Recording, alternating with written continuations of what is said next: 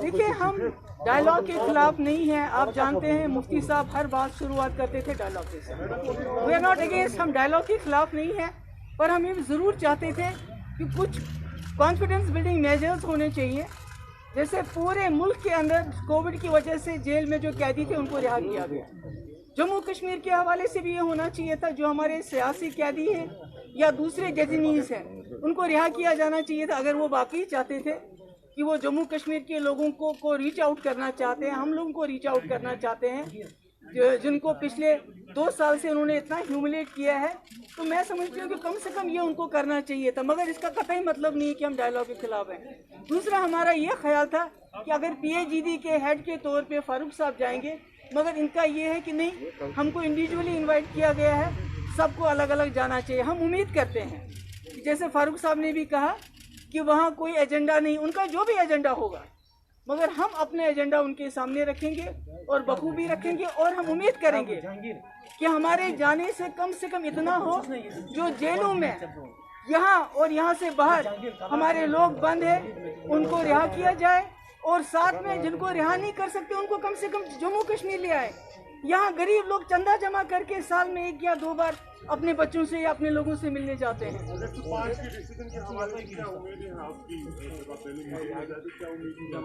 नहीं, हम कोशिश करेंगे कम से कम जो कॉन्फिडेंस बिल्डिंग मेजर्स हैं, जैसे कैदियों की रिहाई है, हमारे लोग यहाँ मुसीबत में हैं जिनका बहुत नुकसान हो गया 2019 के बाद, ट्रांसपोर्टर्स है, टूरिज्म है, बाकी है। मगर ये बातें बात की है। पहले हमारा, जैसे फारूक साहब ने कहा, जो हमारा पीपल्स अलायंस का जो एजेंडा है, जिसके लिए हमने ये अलायंस बनाया हुआ है, जो हमसे छीना गया है, हम उस पर बात करेंगे कि ये आपने गलती की है, ये इलीगल रहा है, ये अनकॉन्स्टिट्यूशनल है, इसको बहाल किए बगैर जम्मू कश्मीर का मसला और जम्मू कश्मीर के हालात और इस पूरे खित्ते में आप अमन बहाल नहीं कर सकते। नहीं, मैंने कहा पॉलिटिकल लीडरशिप को भी इनको करना चाहिए, जिनको यहाँ नहीं कर सकते कम से कम जम्मू कश्मीर शिफ्ट कर लें। मैं सफाई से There can be no compromise on 370 and 35A. Thank you. Thank you. Okay. Media के मेहरबानों, जैसे तारिक आमिर साहब ने आपका शुक्रिया किया कि आप तशरीफ लाए और बहुत देर तक आपको बाहर रहना पड़ा, उसके लिए हम माजरत चाहते हैं। सवाल इस बात का था कि जैसे आपने सुना कि वज़ीर आज़म की तरफ से दावतनामा आया है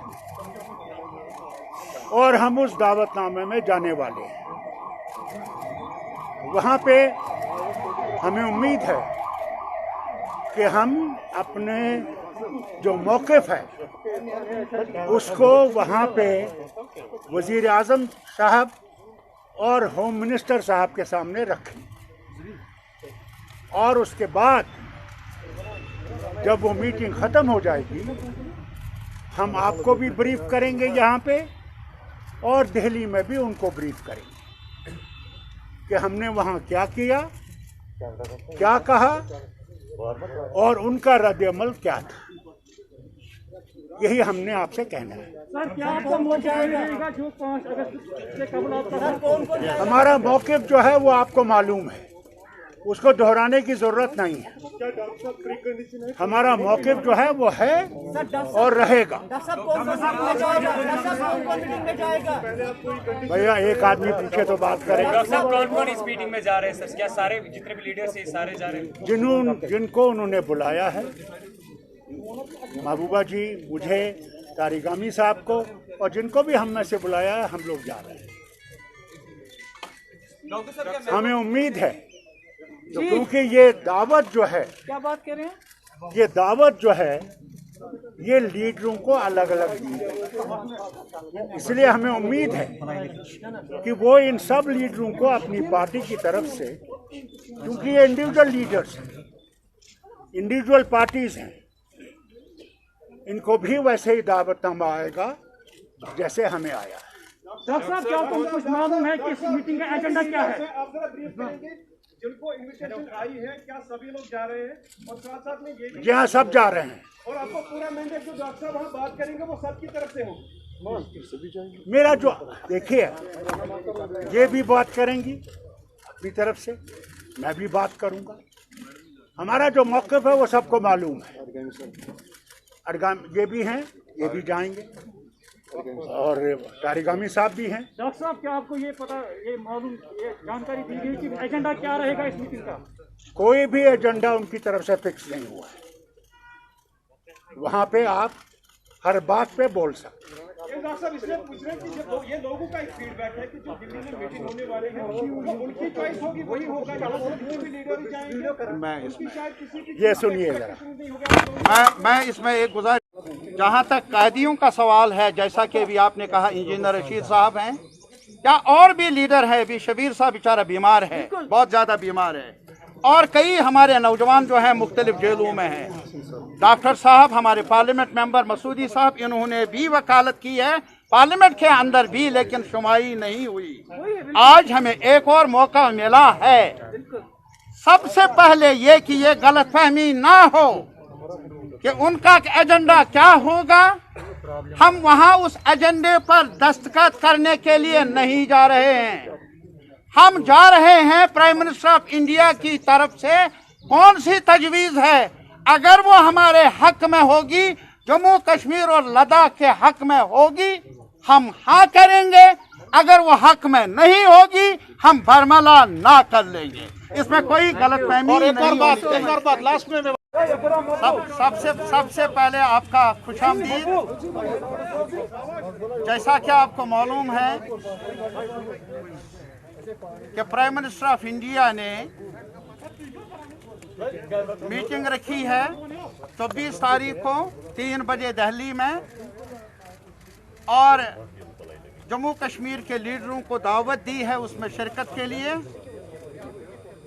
जहां तक peoples alliance for Gupkar declaration का ताल्लुक है, जिसके सरबराह हैं हमारे डॉक्टर फारूक अब्दुल्ला साहब, जिसकी नायब सरबराह है हमारी महबूबा मुफ्ती साहिबा, और जो बाकी हमारे दोस्त हैं, हम सब हमने आज मीटिंग बुलाई जिसमें हमने चर्चा किया उस दावत पर, उस मीटिंग के बारे में, और डॉक्टर साहब आपको ब्रीफ कर लेंगे, बताएंगे कि मीटिंग में हमने क्या राय कायम की। मैं डॉक्टर साहब से कंसर्न हैं, और बल्कि हमारे जम्मू कश्मीर और लद्दाख समेत लोगों के जो कंसर्न्स हैं, जो उम्मीदें हैं इस मीटिंग से और हमसे, हम आपको यकीन दिलाना चाहते हैं कि हम आसमान के तारे तो मांगेंगे नहीं, लेकिन वही मांगेंगे जो हमारा रहा है और हमारा ही रहना चाहिए। मैं एक गुजारिश, पहले प्लीज हैव सम पेशेंस। और क्योंकि एजेंडा नहीं है, जिन्होंने मीटिंग बुलाई प्राइम मिनिस्टर ऑफ इंडिया ने, एजेंडा कोई मुकर्रर है या नहीं हमें इतला नहीं, और हमारा मौक़िफ़ जो है PAGD का, उसको हम दोहराएंगे उस बड़े ऐवान में, बड़ी लीडरशिप के सामने। वो हमें मौका मिला है, हम अपने आवाम को यकीन दिलाना चाहते हैं। हम एक minute, please please please please please, not one way, please listen to us. हमें वहां जाना है अपने अवाम की वकालतनामा लेकर। हम वकालत कर लेंगे उस अदालत में जम्मू कश्मीर और लद्दाख के अवाम की तरफ से। वो वकालतनामा मिला है, आईन के अंदर जो हमें गारंटीज मिली हैं, पहले से ही हम उनके तहफ़्फ़ुज़ की खातिर अपील कर लेंगे प्राइम मिनिस्टर ऑफ इंडिया से कि वो रिकंसिडर कर ले। महबूबा जी।